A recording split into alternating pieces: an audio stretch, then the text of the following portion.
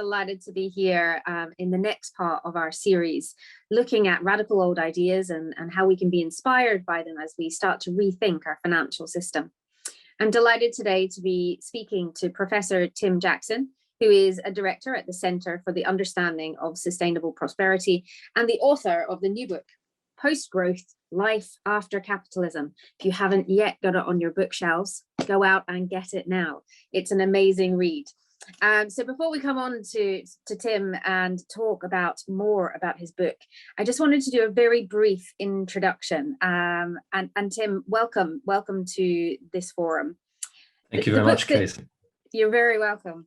The book that you've written was written during COVID times, and for many of us during COVID, we've broken the belief that big change isn't possible. But in this book, and in the prologue in particular, you invite the reader to imagine a different kind of tomorrow. And through 10 chapters, you take the reader on a poetic and philosophical journey. And in reviewing this book and trying to synthesize it down to provide an introduction, I've found that you've covered wide-ranging subject matter, and you've also included a whole host of historical figures from Aristotle through John Stuart Mill, the Kennedys, Emily Dickinson, Carl Sagan, and many others. But to describe your book in this way is like describing a symphony by naming the notes that the musicians play, which does a grand disservice to your book. Perhaps a better way to summarize your book would be to talk about how it made me feel and the thoughts that it provoked. And in this, your book reminded me of the music that I love best, in that it left space for my own thoughts to emerge. It gave shape to thoughts that were only half formed, and it invited a deeper consideration of the truths that I hold dear, and held space for hope and inspiration to take hold. And so in that regard, before we begin, I'd like to say thank you, both from myself and for the many other readers who've been inspired by this book that you managed to write during COVID. And I maybe wanted to start with the opening question of, where did this book come from for you? And what is its relation to its predecessor? Thanks, Kaisie. I'm really pleased that inspired that sort of response, and in a way, you know, that entirely describes what I wanted for the book. I wanted it to be an invitation to a deeper conversation, a place where those reflections could happen, and I wanted it to offer that space that you felt was there. So I'm really pleased about that. It's in some sense it's a sequel to Prosperity Without Growth, the book that came from a report that I wrote as Economics Commissioner in the Sustainable Development Commission back in 2009. But there's also a sense in which it predates that. It's a prequel as well as a sequel, in that it definitely harks back biographically to some of my own more philosophical and indeed poetical interests in life. And there was a sense in which Prosperity Without Growth, you know, it was written for a government as a government report, and it was full of sort of policy speak and logical argument and statistics and figures that people could mull over and fight over. And it was as I saw it, as I saw my task at that time, it was me putting together the logical arguments to convince rational policymakers to make the changes that might need to happen to create a sustainable economy. And you know, to be perfectly honest, if that was my aim with Prosperity Without Growth, it wasn't that successful, because policymakers didn't really like the idea much that growth could even be questioned. So they weren't that prepared to go much beyond the title of the book. But a lot of other people did. Prosperity Without Growth was a humbling experience in a way, because it sort of, you know, it surfaced a huge audience for the ideas and for the conversation and for the debate about the nature of our economy. And I was speaking to, you know, octogenarians who were veterans of the 1972 limits to growth debate on the one hand, and then I was speaking to these young economic students in particular who sometimes would just flock to my meetings with Prosperity Without Growth and sit in crowds on the floor in the auditorium.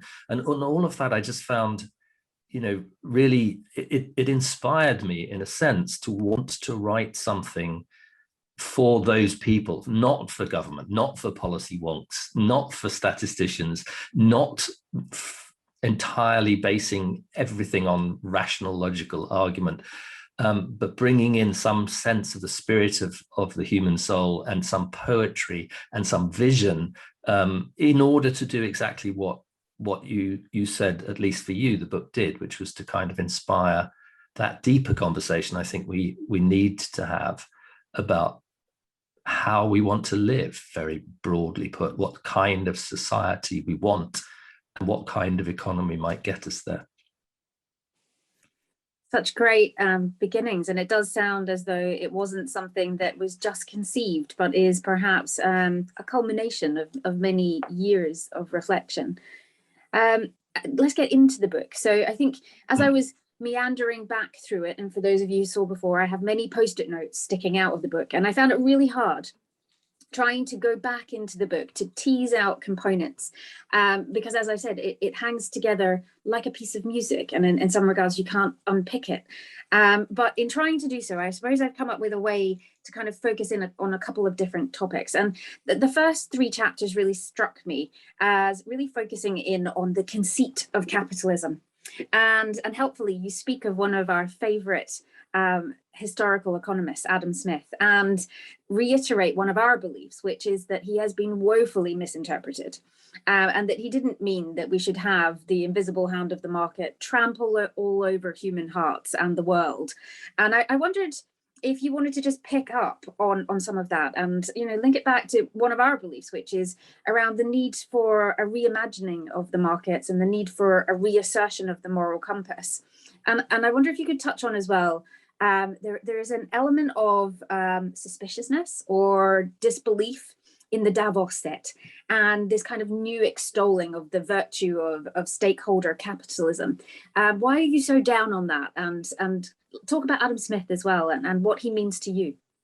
Yeah, I think you're right. You know, Adam Smith has been used and abused by modern capitalism in a way, and what he was talking about and what he was writing about when he was particularly writing about the invisible hand, for example, was a sense in which at that time enterprise worked through the trust of local communities, and that trust was absolutely integral to the success of the market.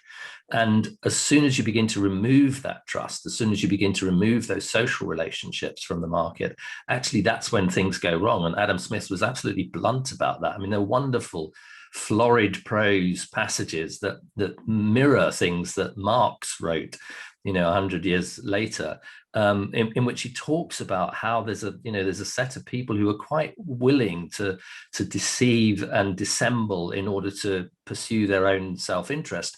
And he also says that in those circumstances, the only thing you can do to oppose those big interests, particularly when they gain monopoly power, is to have big government. So everybody quotes Adam Smith actually as talking about, you know, the freedom of the market, the invisible hand, everything will work out well, governments should stay in the background. That is not what he thought. And he would have been appalled by, for example, the robber barons of the early 19th century, these big conglomerates, monopoly interests in oil and in railroads and in transportation and even in industries like law and the legal foundations, people who actually began to gain so much power in society that they controlled governments. And he would have seen in that, you know, the risks of the market going wrong. Likewise, I think, you know, and in a sense, in the century between the robber barons and the financial crash, we saw a whole range of other monopoly interests that became incredibly powerful, that influenced government, a sense of revolving doors between the interests of corporations and the policymakers in power, just to ensure that the conditions were right for a certain set of people to go on getting richer. Adam Smith would have railed against that. He would have hated it.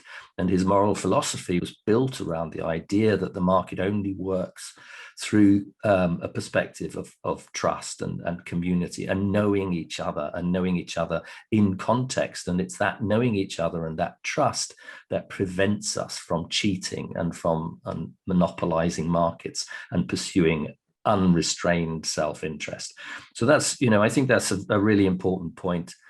to make. And it's also an important point because it tells us actually how far away from those ideas capitalism has moved. And even the ideas themselves have been subject, if you like, they've been encapsulated, incorporated, enclosed in the economic language by capitalism. Ideas are enclosed as much as fields were and property was in the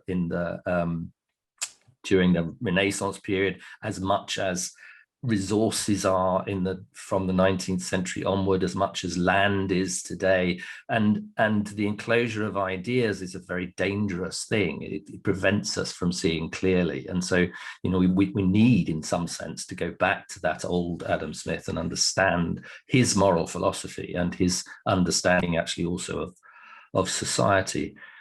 Was I unkind to the Davos crowd?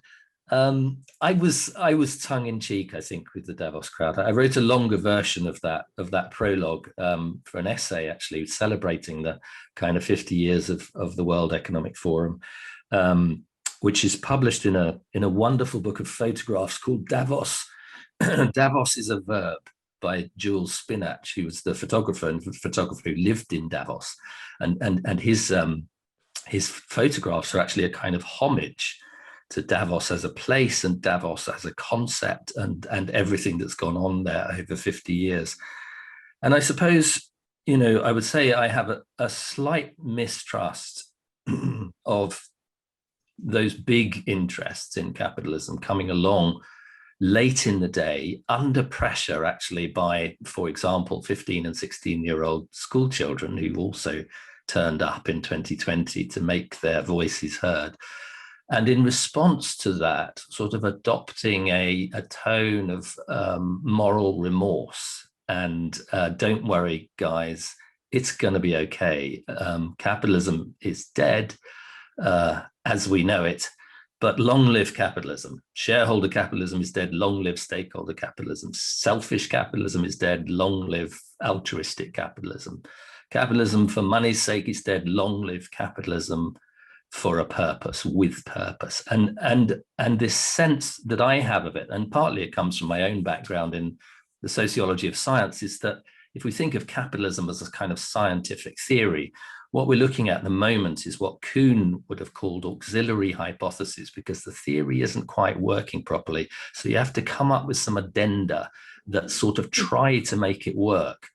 And the interesting thing about that from a sociology of science perspective is Kuhn said that was the stage before you engage in the revolution itself, where the science is overturned and the new theory emerges and we actually have something to work with. But I see Davos as being in that situation where we're building auxiliary hypothesis to try to save the concept of capitalism. So Davos is there attempting to resuscitate the concept that needs to have a dignified death so we can move forward into a better version of the future. Yeah, I'm not sure they would agree with that role for themselves. But in fact, they did, to be fair, one of the initiatives that they've engaged in, the World Economic Forum is engaged in, has been called the Great Reset. And that's that's an interesting idea. It's an acknowledgement of actually that we need a profound reset, particularly after the lessons of the pandemic. And the question is, to me, whose voices are the ones that are heard as we begin to design that reset? If it is the same old guard with the same old interests, can we really expect that will change significantly what comes out of it? And I think that's where my skepticism comes from. And you start to delve into some of the detail of this in the next couple of chapters. I want to touch very briefly on Maslow's hierarchy of needs, because throughout this book that I've had the wonderful opportunity to be told things that I didn't know. And I always like being told things that I didn't know. And as you were talking there, I've now written down another book recommendation. Davos is a Verb, for those of you who didn't write it down as I did. But throughout this book, there are so many different references to things I hadn't read before that draw on sociology, which I'm not really that familiar with as someone who's predominantly worked in financial services. So I've now got a new huge stack of books to read. And I was unaware that Maslow's hierarchy of needs had been upturned and that it's no longer a hierarchy. And this is alongside a chapter on the measurement problem. And this is perhaps something that those of us in the audience who are working in financial services can kind of get our head around, right? It's all about what you're measuring and how we're measuring progress over time. And really one of the big kind of arguments is that we're measuring the wrong thing. And I wonder if you wanted to touch briefly, if you can remember, on the Maslow's hierarchy of needs and the fact that it's no longer a hierarchy, and then into that kind of measurement problem, which is kind of leading us down the wrong path. I mean, I hope there's not too much telling people things they don't know. What I tried to do with the book actually was kind of basically first and foremost tell a story and relegate most of the things that people might want to follow up to the notes. So there's, in some sense, there's two books there. One is the story, and the other is what you can get if you really want to go into the detail of the notes, which is quite a nice way of giving people not just a bit of extra detail, but also an insight into my life as I was reading the book, because there's quite a lot of those notes that are, you know, online and relate to videos or talks or podcasts and things. And my process of writing the book actually was, you know, it was a sense of falling down rabbit holes in the internet over and over again.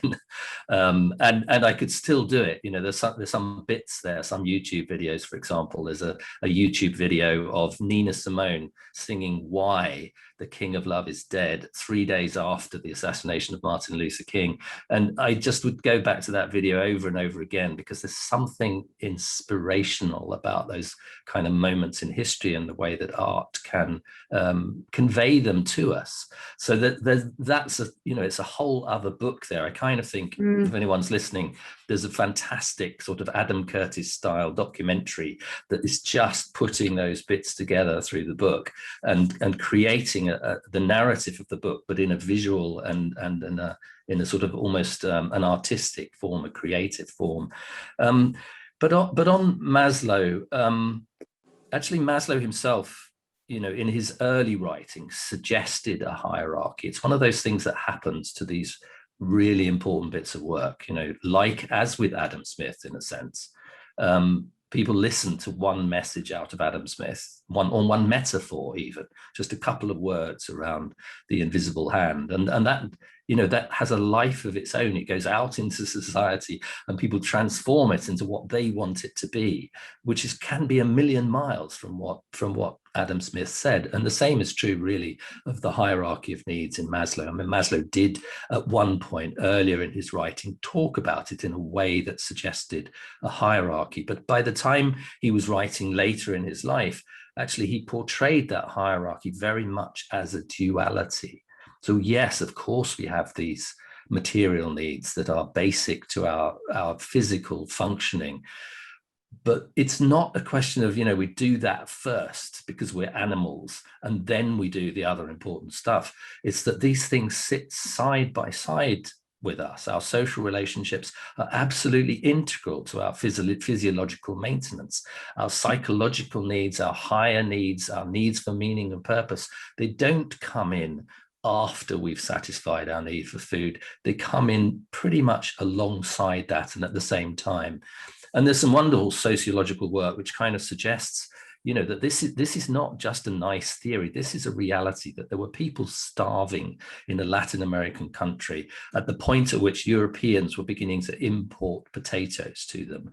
And they would not accept potatoes because they were grown out of the earth, and that went against their beliefs about where food should come from. So they would rather starve. They would rather deny those physiological needs than contravene those higher needs for meaning and purpose and structure and their social relationships. And that goes missing in the interpretation of Maslow's hierarchy of needs. I think you might have to prompt me again, Kaisie, on the question of the measurement. How does that link? Yeah. Yeah. But before you go on to, I think that's something that really came through during COVID. We saw very much so, and certainly for people living alone, and I guess for those who were living with their children as well, that there cannot be kind of basic human health without some of these broader considerations. It's not just a matter of having food on your plate. The ability to connect with people, see people, touch people, hug people, talk to people is as fundamental as having food on the plate. So yeah, I completely see that in a new light, having gone through COVID. And I think it also speaks back to that point around the measurement problem. So if we're only measuring certain things and not the whole spectrum, then what are we optimizing for? And I think that's what you start to get into in the discourse around GDP and what is it we're measuring and why. Yeah, I mean, the discourse in GDP really was a kind of a starting point for me, I suppose, in an intellectual sense. When I started working, and I was working really in kind of economics of renewable energy and investing in renewable energy, and I knew all the arguments about the potential, the huge potential for the technology we had, the fact that it was sometimes even cost effective, and therefore I was prone, as many people nowadays, I still prone, I think, to think that we don't have to touch those overarching concepts like the GDP. And some of the analysis that I did, for example, for Friends of the Earth back in, I don't know what it was, 1988, I think, at the Hinkley Point inquiry, where we looked at the cost effectiveness of different measures of reducing CO2. And we found, but what we didn't do was we didn't touch the assumption that GDP is going to grow at a certain rate, because that was given, that was part of the foundation of the economic and policy arena in which we were trying to influence change. And it was too sacrosanct to touch. And I think it was my learning after that unless you begin to question these measurements, unless you begin to question the impact of these measurements on policy, all of the things that you want to happen that would make economic sense in any broader term are somehow trumped by this desire for economic growth, and growth measured in a very specific way through the GDP. And as I began to develop that critique of the GDP, I then I found myself in touch with things like that 1968 speech that Robert Kennedy gave at the University of Kansas, where he critiqued the GDP. And to me, it was like this touchstone. This was a historical figure of significant importance, also who lived a very tragic life, as it turned out in the end, but who carried with him a vision of doing something differently. And one of the things that came out of that speech, it is now, if you like, a kind of poster speech for measuring things differently, a poster speech for the limitations of the GDP and the need to measure things differently. But it's also a much deeper speech when you go back to it, and the language with which he writes and the style with which he writes, the way in which he connects to his audience, is speaking actually about in a more visionary, creative way, in the same sense, I think, in some way, that I'm kind of asking for that conversation about the kind of society that we are, the kind of values that we hold. And that's the measurement problem in one hit, really, if you like, that if you're just measuring something and it turns out to be an imperfect measure, and that's what you devise your society around and chase that goal continually, then you simply park all of that value conversation in a place where it's no longer accessible to the policy debate. And that's very, very dangerous. And I think, Kennedy saw that. And the critique around the GDP has been taken up, of course, even by very mainstream organizations like the OECD. David Cameron gave a speech about the limitations of the GDP. It's nothing, in a sense, that is any more news. But it's also important, I think, to realize that it goes beyond measurement. It goes into what we could call a measurement problem, that if you're just measuring the concrete things that are measurable, you're missing actually something of the spirit of society, and therefore you cannot be in a position to guide society through the kinds of transitions that we're now facing. It feels like, when I look at some of the big concepts in the book and distill them down, there were some that came down to equations. And talking to a group of financial services experts, listening to you here today, some of it seems like just we've got the basic maths wrong, right? So there's this kind of assumption that if humans want to optimize for happiness, then happiness equals optimizing utility, and utility means optimizing money. And there's just some really basic assumptions in there that don't seem to hold any longer. And you pull out some really strong points on, rising GDP doesn't necessarily equate to happiness. And I think that's something that when we're thinking in financial services, and there's quite a lot of people who will be listening today who engage with people on a day-to-day basis to help them kind of navigate their savings, they will know that when they're talking to people, it's not just about optimizing financial return. They'll have ambitions about a legacy that they want to leave. They'll have views about the kind of things that are important to them. And it feels as though in trying to make a rational science of economics, we've grossly oversimplified and kind of got the mathematical equation wrong at the heart of our system. And in chapter 8, you go on to discuss what I think is the most hopeful chapter, and probably resonates the most with me given that I work in investments, and is a clarion call for all of us in investments when we get to the end of the chapter around what the role of investments can be.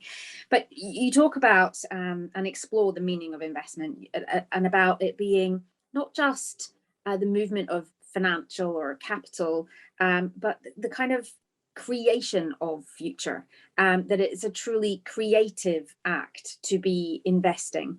And you use a wonderful story about the mugamo tree. And I wonder if I can bring you back to that narrative, because I feel that this is a chapter for me that really blends the kind of mythical aspects of your book and also the practical aspects of your book, and really speaks to me as a practitioner. But perhaps if we begin with the mythical aspects.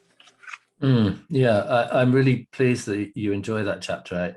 As an author, you always have kind of favorite chapters and chapters that you're not sure you've done as well as you could.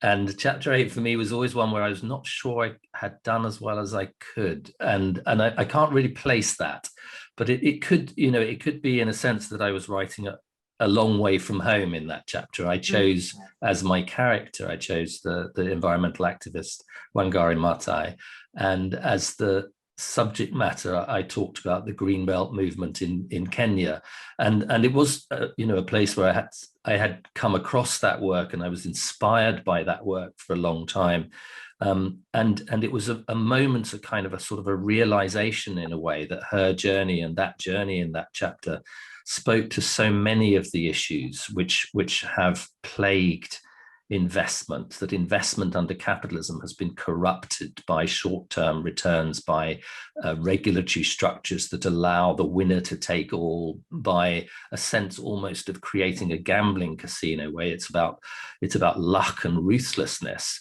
And it seemed to me to be a complete travesty of what investment should be. And I'd written about it previously, actually, in Prosperity Without Growth, where I had come up with this idea that actually, if you think about what investment is, it's the prudent side of our nature, caring about the future. We put aside something now in order to ensure that we can continue to have prosperity through the bad times. Investment is a commitment to the future.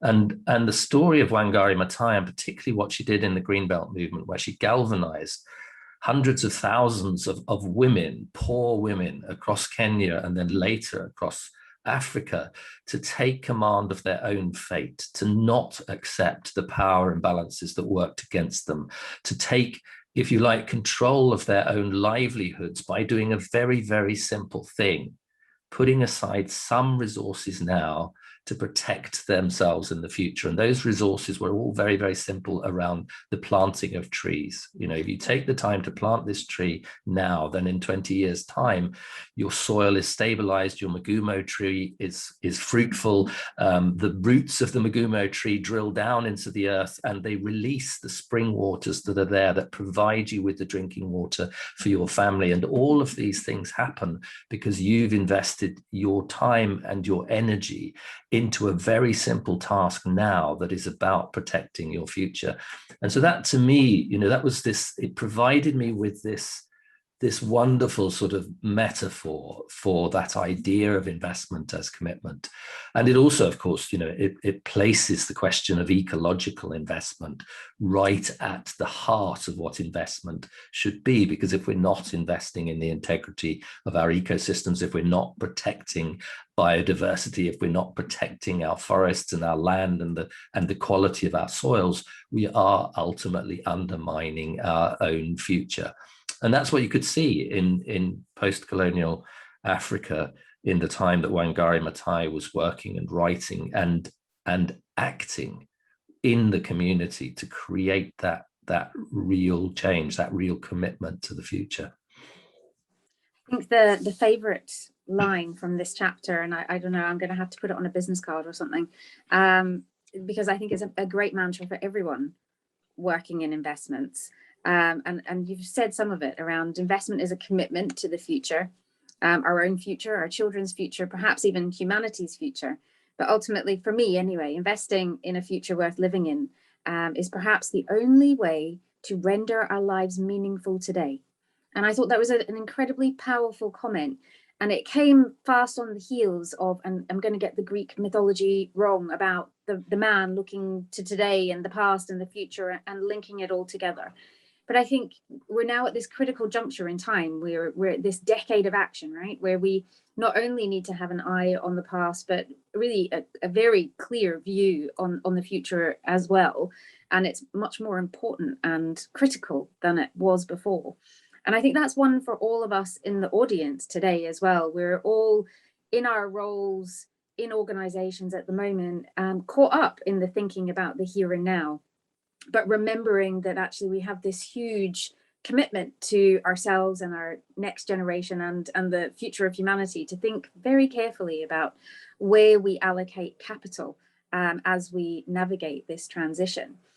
But I wonder, these are such big, lofty thoughts, right? And I can take this away as a thought process for myself, but many of us, myself included, think, well, who am I really? This is world-changing ideas, and I'm not a professor or a director of sustainable prosperity. And many of us hesitate and think, well, who am I? What kind of difference can I make? How did you give yourself the permission to bring this wonderful piece of work to life? And what can we learn from that about giving ourselves permission to act and do as we face this time?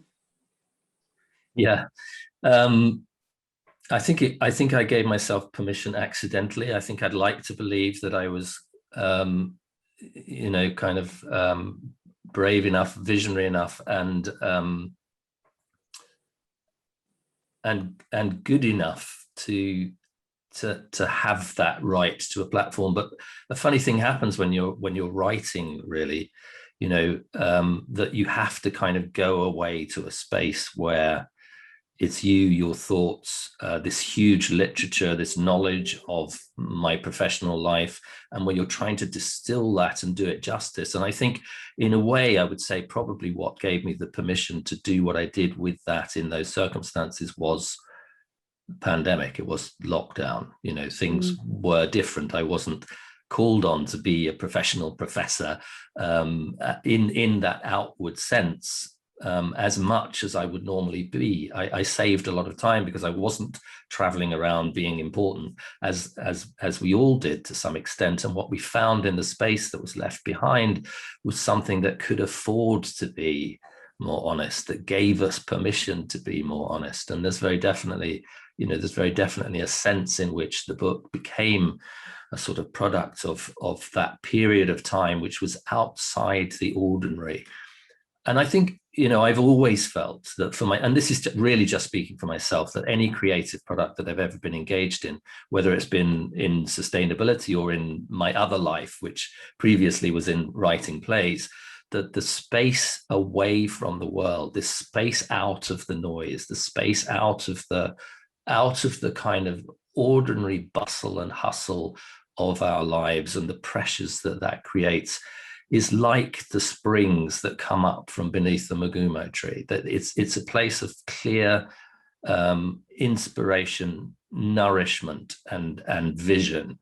And I have no idea where that comes from, but I do kind of, after 35 years of working, sort of know how to get to it. And I never know what to expect when I'm there, but I do know that if I'm there and accessing that space, then something will come through, and that thing will be different from what I imagined it was.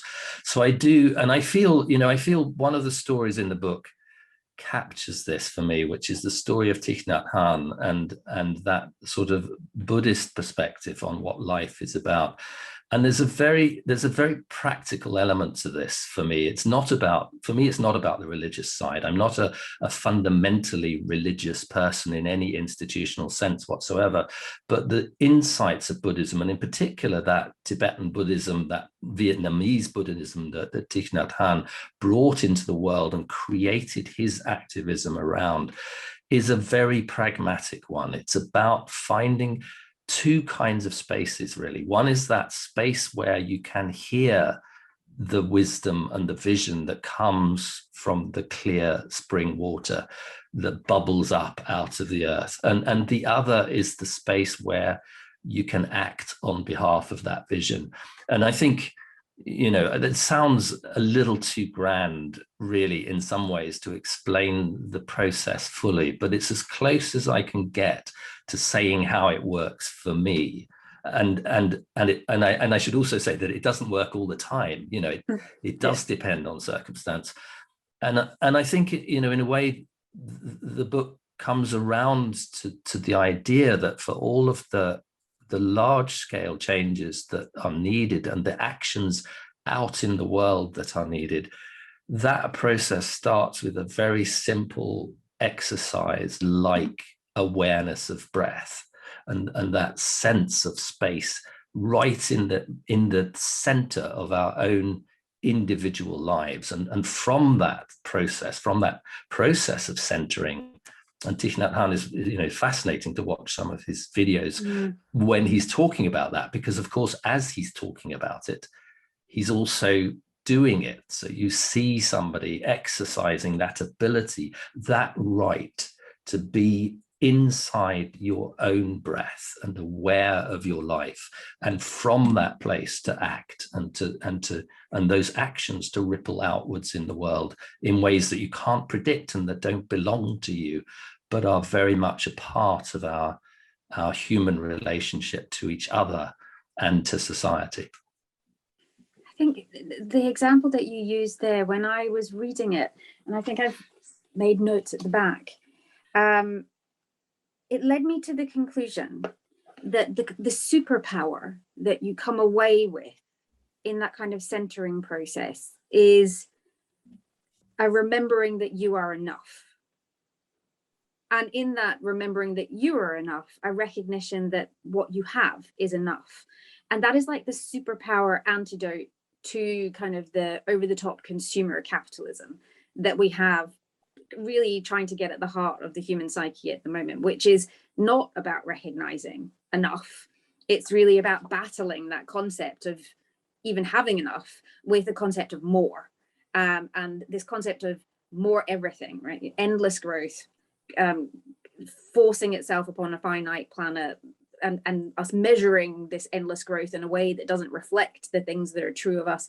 And it left me with this view that at the heart of all of the discussion in the book, perhaps the thread that comes through it all is this kind of a failure at the heart of the operating system, right? So that we're chasing the more, but actually what we need to be recognizing is that limits are okay and that enough is okay. And I think for many of us in COVID, it made us see some of those contradictions. It really laid them bare, that actually it caused us to question what is essential, what do I value, what is enough. And actually for many of us, we realized that perhaps less can be more in a kind of linguistically challenging way, that actually less work and can mean more time at home with family, less travel can mean this. And I wondered about your thoughts on that. And then I'm going to stop asking questions because I'm sure there are loads of questions in the Q&A. So it will look rude if I turn away and look at those, but you talk about the more less is enough while I go and look at the questions. No, I think that's I absolutely agree with that. It's one of the threads. I think there was another thread that to me was kind of important that also came through the thinking around Buddhism, and it came as a real surprise to me, really, because I managed to sort of find a way of thinking that Buddhism and capitalism actually start in the same place, which is the recognition of suffering in the world. Buddhism that's the first kind of noble truth, is that everything is suffering.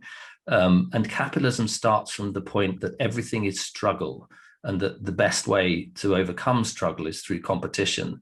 And it's only through competition that you can free yourself from this suffering. And capitalism's process, therefore, is one where we are encouraged as producers, as consumers, as human beings to engage competitively in a struggle to make sure that we are better off than other people, in order that we don't become the ones left in the ditch, or without homes, or sleeping in shop doorways, or suffering from disease, or not having enough to eat, or being far from home with nowhere to go. Capitalism is about escape from suffering. And Buddhism says something very, very different. It sort of says, and Thich Nhat Hanh was absolutely clear about this in his own work, do not turn away from suffering. Turning away from suffering engages you in a zero-sum game, which leads to more suffering. And the route away from that, the route out of that, paradoxically, is to turn back towards it. And sometimes, I think these very, very simple things, these very, very simple understandings can be absolutely transformative, not just at societal level, but actually at the individual level as well. We can become obsessed with ourselves, with our own importance, with our status in life, with being busy enough to show that we're productive so that we're decent human beings.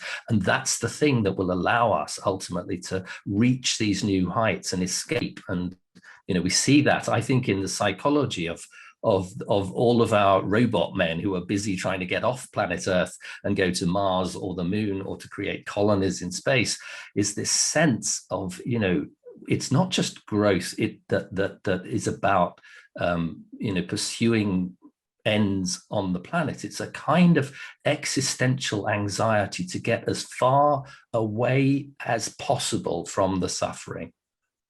And the lesson of Buddhism is really a completely different, that the route towards finding the place where that space for us exists, and where enough is to turn back towards suffering, to never turn away from it, and actually to find the space where we can invest not just our commitment in the future, but our compassion for the present. Can't top that, so I'm just going to leave some space for that to exist there. And I'm going to try and synthesize a couple of questions. And there is a lot of questions about what to do next. And I know that the first book is definitely the prescription on what to do, and this second book is more the creating of space for the vision to unfold. So I'm going to try and combine some of these together. And there is this conception in the questions around, but what happens if we move away from GDP? What happens if we move away from growth? What happens to the vast mountain of debt that has been created based on the belief that debt in the future will be easier to repay? Will it just cause our economic system to collapse in on itself if we move away from growth? I think that it is the case that Prosperity Without Growth was much more a book about what to do and how to do it, and where the different routes are, particularly in the second edition, where I talked about both about the investment structure and the way of transforming that, but also about the money system itself and how that plays into the financial structure and indeed to the structure of debt, and how we can escape that.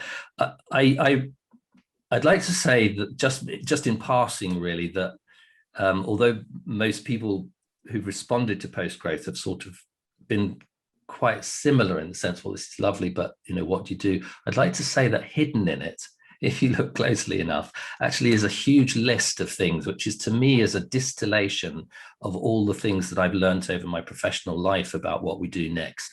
And it is hidden in there to some extent. It's not expounded in there. It's not splashed all over the place, but you will find it there. And in the clues within that, you'll also find this kind of legacy of work, like the work in Prosperity Without Growth, that begins to build that further.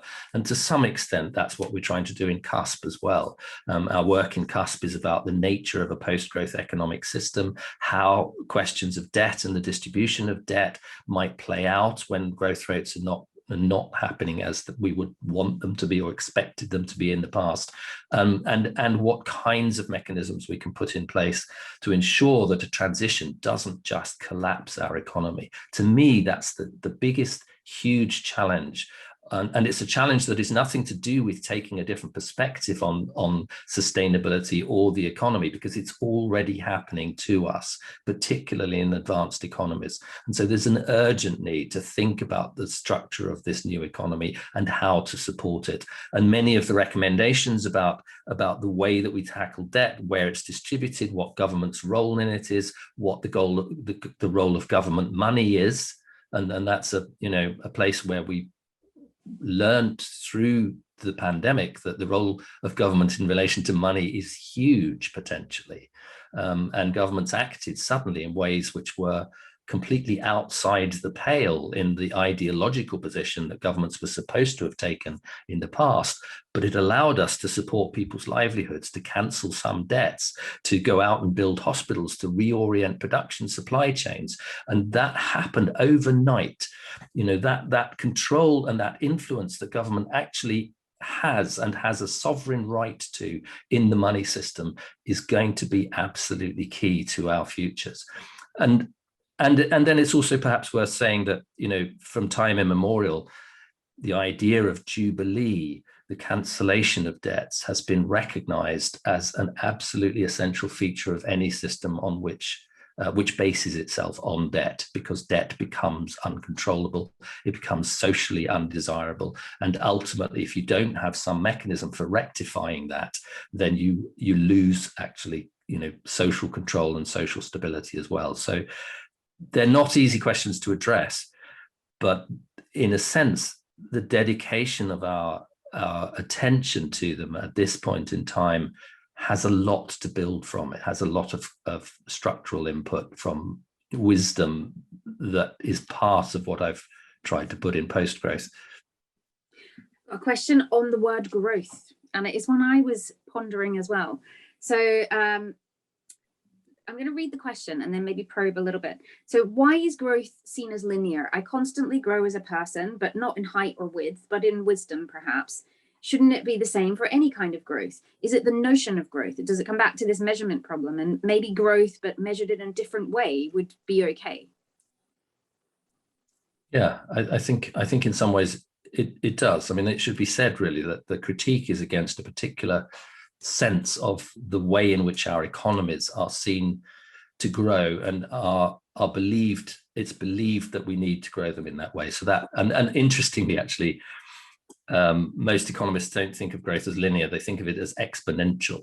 And it's why, in some sense, that exponential thing that is so problematic. But if you look in biology, what you see is a very different shape of growth. You see something that looks a bit like exponential growth at the beginning, as organisms are born and expand into the world, and then it becomes linear, and then it tails off actually until it's almost at stability.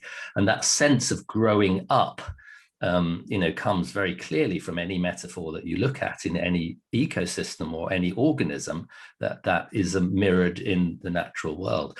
And it's almost inimical to the way that we've constructed growth within capitalism. So I think that idea of moving away from a fixed sense of what growth is like, and of course measuring it differently as well, measuring what it is that matters and what it is that we would like to see growing, is really important. And ultimately, I think, I'm very sympathetic to the critique that sort of says, yeah, you're talking about economic growth, but surely it's possible to have individual growth, to have psychological growth, to have spiritual growth even. And I think that's right. Thank you. I think helpfully in your book, you've given us the provocation around measuring what matters and provided waypoints for navigating and charting through this transition. And I think for me, more than anything, and I hope for others who have either read the book or who are now inspired to go and buy the book and read the book, what it will create is this open space for conversation. In the book, you talk a lot about the kind of myth busting. And I think there is an element of allowing these myths to exert less influence and create some new myths around what we want to see next. In your view, is there a myth that stands out for you that could replace some of the ones that exist already, that we could hark back to as perhaps a starting point for where to go next? Yes, there is. I was very drawn, and this is something that happened, again, I think partly because of the pandemic. I was drawn back to Aristotle and the way that Aristotle talked about the good life. And in the book called The Nicomachean Ethics, he talks about the good life as essentially a kind of balancing act between extremes, between having too little and having too much. And that led me really to thinking about what health is. And health actually is that kind of balancing act between having too little and having too much. Even in something as simple as kind of population health, having too little food leaves you in a world where you're dealing with malnutrition and infant mortality. Having too much of it leaves you in a world where you're dealing with problems of obesity and hypertension and diabetes. And actually nowadays, according to the World Health Organization, more people die from overconsumption than from underconsumption. So in other words, from being in a place where the balance was wrong because we had too little, which was where capitalism started, we're now in a position of saying, actually, in some cases, and I'm not, overlooking the fact there's still parts of the world which desperately do need more. In some cases, we're past that point of balance. And that's that sense of health as balance and prosperity itself as health, I think is a profoundly constructive metaphor, because it teaches us not only where we went wrong, because capitalism is just obsessed with more. It doesn't know where the point of balance is. And when it gets there, it doesn't know how to stop because it's continually focused on more. So there is no sense in which capitalism can get to this metaphor, this different myth about how to live.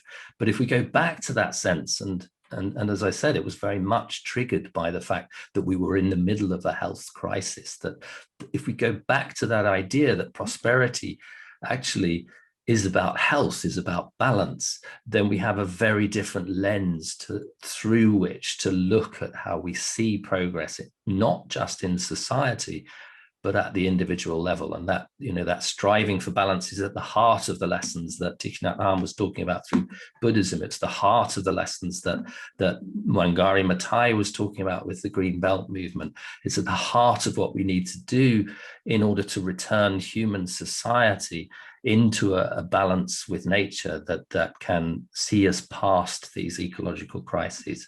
And I think it's therefore, it's a kind of very powerful way at every level, and in particular at the individual level, to return ourselves to a place where we can think about prosperity properly. One last question for you, because we're going to run out of time. And I think this is one that is in all of our minds. Do you still hold hope for humanity, or is it too late? Yeah, I mean, my kind of go-to on that is this poem by Emily Dickinson. Hope is a thing with feathers that perches in the human soul and sings the song without the words and never stops at all. And what I took from that is this sense that, in fact, we ask that question about hope over and over again, as though it were something that would ever abandon us. And I don't think it does. I think it is something in the human soul. And so we don't have to worry about whether we have it or not, because it is there in our psyche, and it's there in our world, and it's there in the way that we see the world, and it's there in our vision, and it's there in our poetry. And in some sense, you know, the hope then becomes a pragmatic thing, and it becomes about action. And I've said this before, but it's probably worth reiterating. To me, you know, the antidote to despair, which is where we have risk falling when all of these stories of disaster surround us, is not hope in some kind of naive sense, but action. And if we focus on that and we focus on our balance in that place of action, then we no longer have to worry about the thing that flutters in the soul, because it will always be there. A rallying call to end on. So don't just hope, take action. First step, buy the book, read the book, be inspired by the book.